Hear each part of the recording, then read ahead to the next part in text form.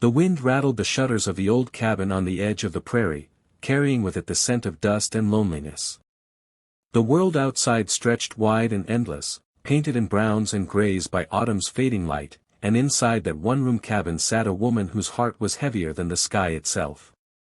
Her name was Clara, a widow who had buried her husband under the rough soil less than 3 months ago, and in her trembling arms lay the only reminder of love she had left, her newborn daughter, little Mary, a fragile bundle whose cries echoed off the bare wooden walls. Clara pressed the child against her chest, rocking gently, whispering prayers with cracked lips, yet the baby's wails grew sharper, hungrier, more desperate with each passing hour. There was no milk left in her body, grief had stolen it, and the meager stores in her pantry had long since run out. She had stretched what she had as far as she could, boiling grains in water, mashing roots, trying anything to fill the child's belly, but Mary rejected it all, turning her head, sobbing until her tiny face turned red. Clara's own tears streamed freely, her exhaustion making her weak, her arms shaking as she tried to comfort a hunger she could not satisfy. Outside, the wind howled as if mocking her pain, and inside, despair wrapped around her tighter than the blanket around her child. Clara had once been known for her strength. People in the little frontier town nearby spoke kindly of her and her late husband, Thomas, who had been a hard-working ranch hand with a smile that lit up the darkest room. He was steady, reliable, the kind of man everyone counted on, and Clara had been the woman who stood beside him through every storm. But one storm too many had come. An accident out on the range, a wild stallion kicking hard, had ended Thomas's life quicker than the blink of an eye, and Clara's world had collapsed. She had buried him with her hands still swollen from childbirth, her body torn and her heart already in shreds. Since then, every day had been a battle for survival, not for herself but for her child, because though her soul wanted to quit, her love for Mary forced her to keep breathing. Yet love alone could not put food in her child's mouth. Each day she grew thinner, each day her baby cried longer, and Clara began to wonder if fate itself had turned against her. The town was not far, but Clara had been too proud to beg, too weary to walk there with a child who needed warmth more than wind on her face. Pride was her shield, even when her stomach ached from emptiness. She told herself she would manage somehow, that God would provide, that she must not shame her husband's memory by appearing weak. But now, as Mary's cries pierced the night again, Clara's pride cracked. Her child's fragile whimpers were louder than her fear of shame, and she whispered aloud in the darkness, "Lord, send me help. Please, send someone." The words shook from her lips like broken glass, raw with desperation.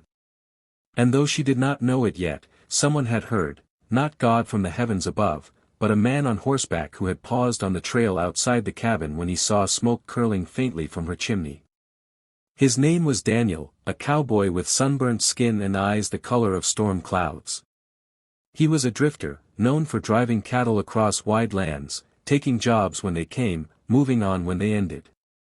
He had never planned to stop at this cabin, he had only meant to water his horse nearby and continue his lonely ride toward town.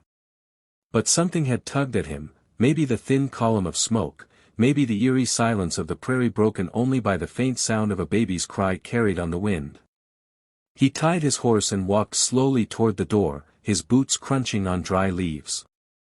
Through the cracks in the shutters, he saw her, pale, trembling, rocking the child with a look of pure despair etched into her face.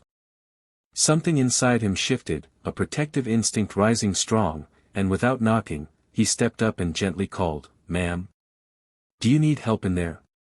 Clara nearly jumped from her chair, clutching the baby tighter. Fear flared in her heart, she was alone, vulnerable, and men on the frontier were not always kind. But the voice had not been harsh. It was low, steady, with a gentleness that wrapped around the words like a blanket. She hesitated, then whispered, "Who's there?" Daniel pushed the door open slightly, tipping his hat in respect as he stepped into the dim light. The sight that greeted him wrenched his chest, the thin, exhausted woman with tear-stained cheeks, and the small child in her arms crying with hunger. He didn't need to ask questions to understand. He could see it written in every line of her face. Without a word, he reached into his saddlebag, pulled out a flask of milk he had carried from a nearby farm for his own supper, and set it on the table. "This'll do for the little one," he said quietly. "I reckon she's hungry."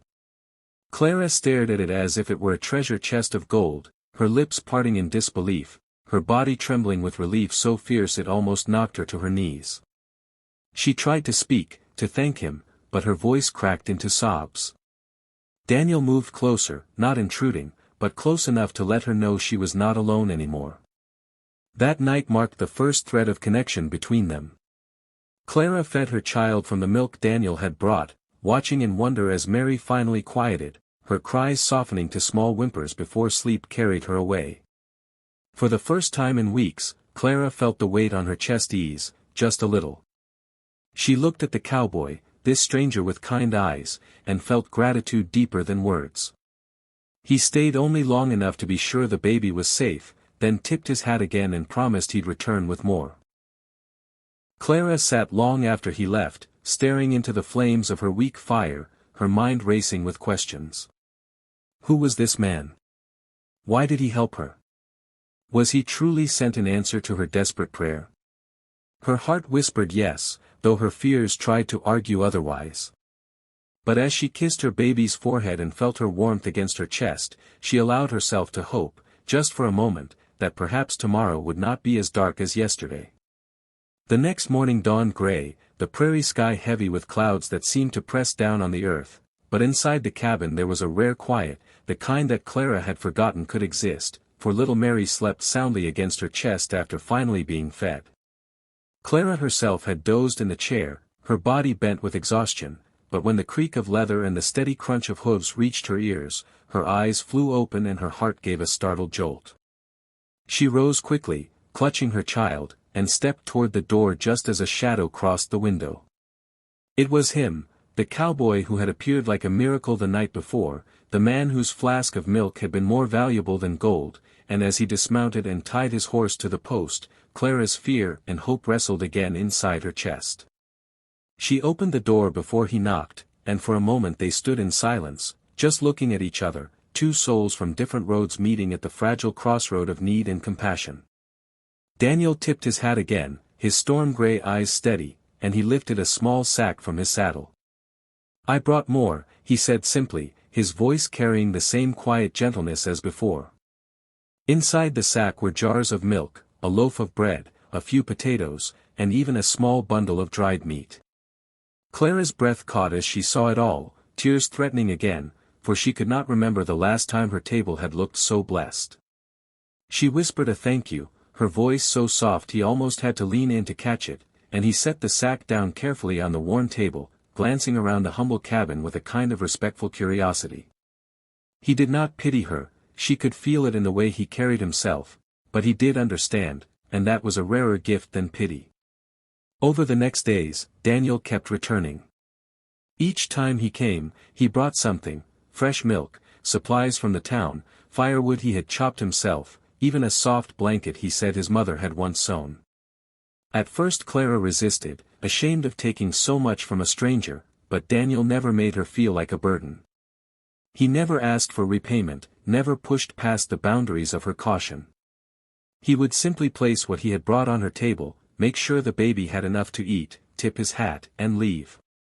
Yet sometimes he lingered, not out of obligation but because he seemed drawn to the warmth of the little cabin despite its poverty. He would sit by the fire and tell her small stories about the trail. About cattle drives under blazing suns, about wild storms that split the sky in two, about horses so spirited they seemed like they carried lightning in their veins. Clara found herself listening with wide eyes, her lips curving into smiles she had thought were buried with her husband. She realized slowly that the sound of Daniel's voice filled the empty spaces in her heart, and though grief still clung to her, hope began to stir beneath it like a seed pressing upward through cold soil. Mary, too, grew stronger with each passing day. The milk Daniel brought nourished her, and her cries softened into gurgles and laughter that rang like music through the cabin.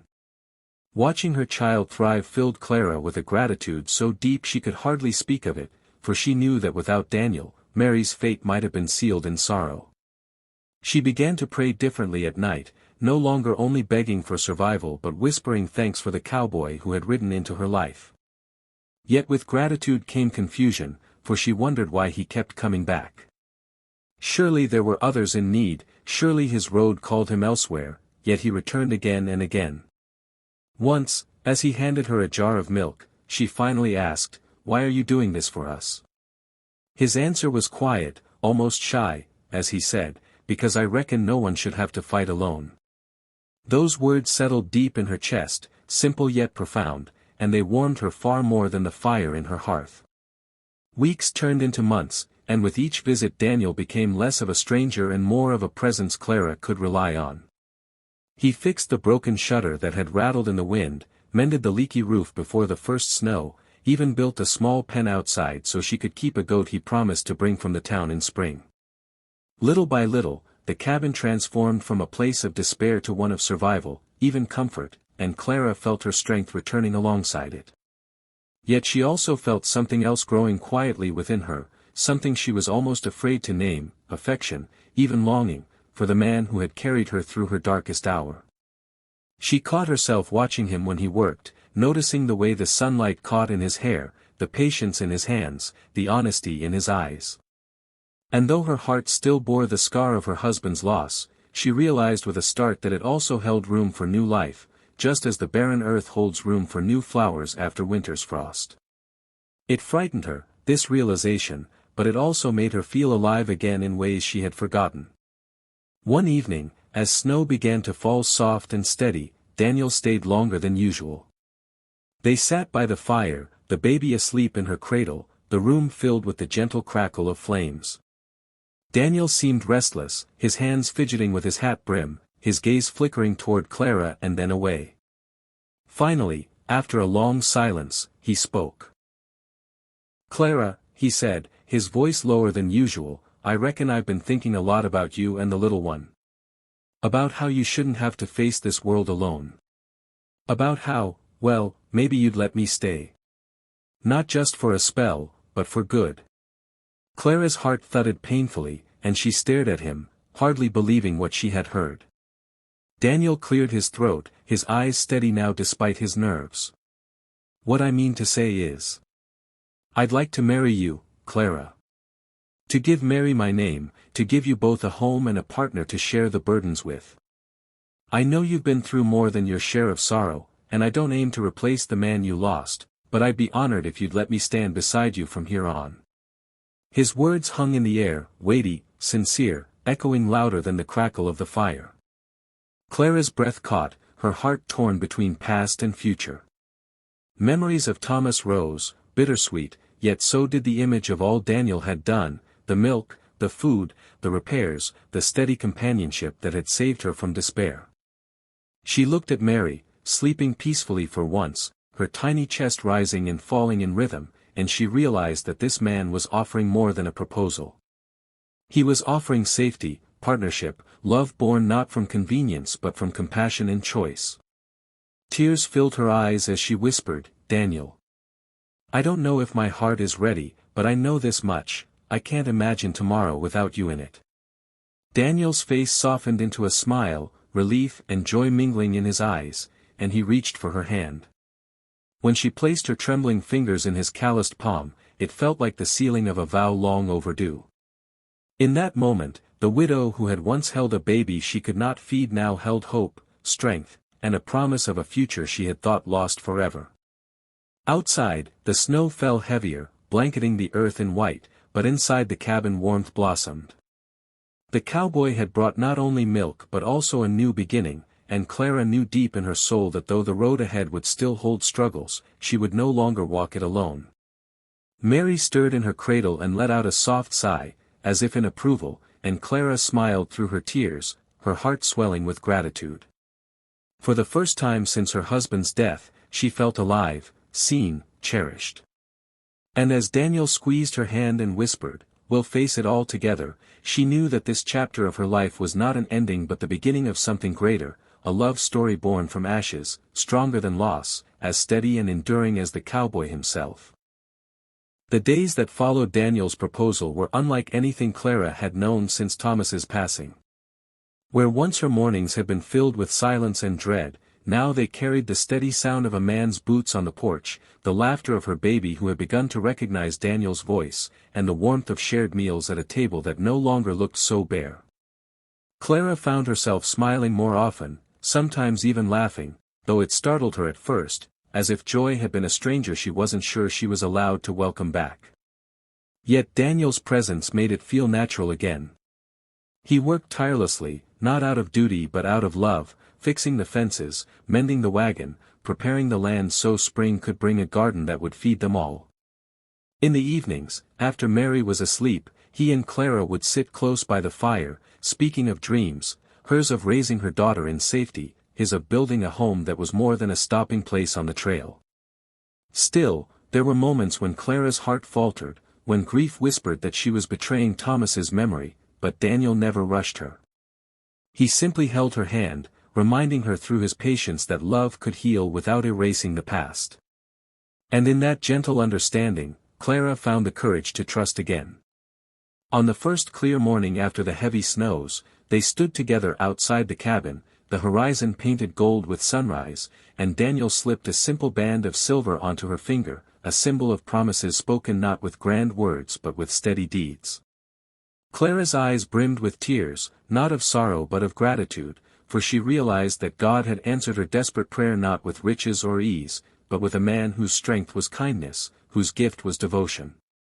As Mary cooed in her arms and the prairie wind swept soft and sweet across their faces, Clara whispered to Daniel that she believed they were no longer widow, cowboy, and child, but a family, born of hardship, bound by hope, and ready to walk into the future together.